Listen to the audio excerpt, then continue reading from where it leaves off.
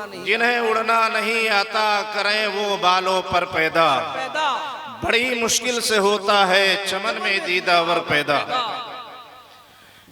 एक अज़ीमुश्शान शख्सियत की निस्बत से हम तमामी हजरात यहाँ पर हाजिर व मौजूद हैं। अल्लाह तबारक व तआला हम सबकी हाजिरी को कबूल फरमाए। किसी लम्हे हम सबके, आप सबके अजीम मेहमान हजरतुल अल्लामा हजरत अल्लामा शाह सैयद शबाहत हुसैन साहब क़िबला मद्दज़िल्लहुल आली की आमद होने वाली है। जैसे ही हजरत की तशरीफ आवरी हो जाएगी वैसे ही बंदा अपनी जगह पर वापस चला जाएगा। बस चंद कलिमात सुन लें और खाना पूरी भी हो जाए और हमारी हाजिरी भी हो जाए। नबी करीम सल्लल्लाहु तआला अलैहि वसल्लम इरशाद फरमाते हैं, अल उलमा वरसतुल अंबिया। उलमा नबियों के वारिस होते हैं। तवज्जो चाहता हूं इस लफ्ज पर। वारिस के लिए जरूरी नहीं कि वो जिसका वारिस है उसी तरह हो।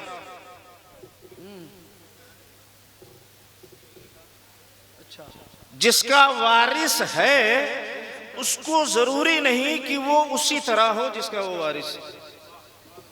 बाप अगर पहलवान है जरूरी नहीं कि बेटा भी पहलवान हो, और अगर वो पहलवान नहीं है तो इसका मतलब ये नहीं हुआ कि वो वारिस नहीं है। बादशाह का बेटा अगर वो इत्तेफाक से किसी अंग का माजूर है तो इसका ये मतलब नहीं हुआ कि ये बादशाह का वारिस नहीं है। अपाहिज होने के बावजूद भी वो अपने बाप का वारिस है। बिला तशबीह आलिमे दीन चाहे जैसा हो, अल उलमा वरसतुल अंबिया में वो शामिल है। उसके लिए पीर साहब होना जरूरी नहीं, बहुत गोरा चट्टा होना जरूरी नहीं। ये आप समझ लें, वारिस के लिए जिसका वो वारिस कहलाया जा रहा है उससे निस्बत होना जरूरी है। बाप का वारिस बनने के लिए उसका बेटा होना जरूरी है। ऐसे ही अंबिया का वारिस बनने के लिए इल्म का होना जरूरी है।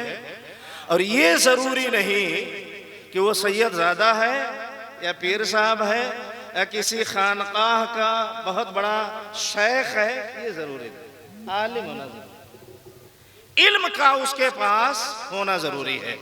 अल उलमा वरसतुल अंबिया, अंबिया के वारिसीन के जुमरे में जितने उलमा आते हैं उन सब का अदब व एहतराम तमाम उम्मते मुस्लिमा पर वाजिब और जरूरी है। अगर उसमें जरा सी भी कोताही कोई शख्स करता है, अब जाहिर सी बात है किसी आलिम से अगर कोई इनाद कर रहा है तो उसके आलिम होने ही की बुनियाद पे कर रहा है, वरना एक तनख्वाहदार मुलाजिम से इनाद कौन करता है? तो अब वो ये समझ ले कि आखिर वक्त में वो अपनी खैर मनाए। उलमा से इनाद रखने वाले के बारे में बुजुर्गान दीन फरमाते हैं कि खतरा है कि मरते वक्त उसको कलमा नसीब नहीं होगा, वो अपने ईमान की खैर मनाए। इसलिए जरूरी है कि हजरत अल्लामा अब्दुल कुद्दूस साहब क़िबला रहमतुल्लाह ताला अलैह के उर्स में आने के बाद ये समझ लें कि एक आलिम का उर्स मनाया जा रहा है और दूसरे आलिम से अनाद रखा जाए तो ये बहुत बड़ी मुनाफिकत है। और दुनिया में सबसे बदतरीन मखलूक मुनाफिकीन, मुनाफिक दुनिया में सबसे बदतरीन मखलूक है। और मुनाफिकीन के लिए कुरान फरमाता इन्नल मुनाफिकीना फि दरकिल अस्फल नार, मुनाफिक जहन्नम के सबसे निचले तबके में डाला जाएगा। तो मुनाफिक होने से बचिए। अगर आपका दिल नहीं मुस्कुरा रहा है तो मुंह से मत मुस्कुराइए। क्या बात है, वाह। मुंह से मुस्कुरा रहे हैं और दिल में अनाद है तो यही तो मुनाफिकत है। दिल नहीं मुस्कुरा रहा तो ना मुस्कुराइए, मुनाफिकत मत कीजिए। बहुत अच्छे। जो आपका कौल हो वही फेल भी होना चाहिए। बेशक। पक्के मोमिन की दलील ये है जो आप अंदर रहते हैं वही बाहर भी हो। बहुत अच्छे। तब तो आप मोमिन हैं, वरना क्या बात, मुनाफिक। ये इसी को निफाक कहते हैं। और मुनाफिकीन बड़े खतरनाक होते हैं। ये दो मुंहे सांप की तरह होता है, पता नहीं किस तरफ वाले मुंह से डस ले। किस तरफ वाले? एक तरफ मुंह वाला जो सांप होता चाहे जितना बड़ा जहरीला हो उससे खतरा कम होता है। समझ में तो आ रहा है कि ये आ रहा है कि जा रहा है।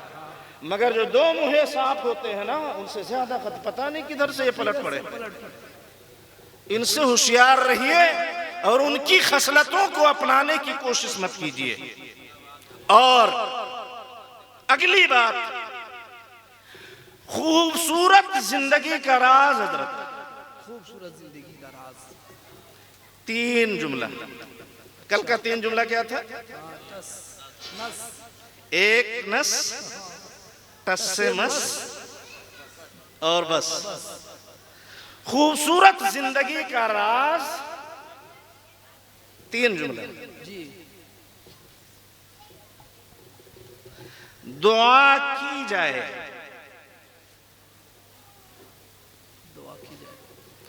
दुआ दी जाए, दुआ ली जाए। ये है जिंदगी की खूबसूरती का राज। अगर अपनी जिंदगी को खूबसूरत बनाना चाहते हो तो ये 3 जुमले पर अमल कर लो।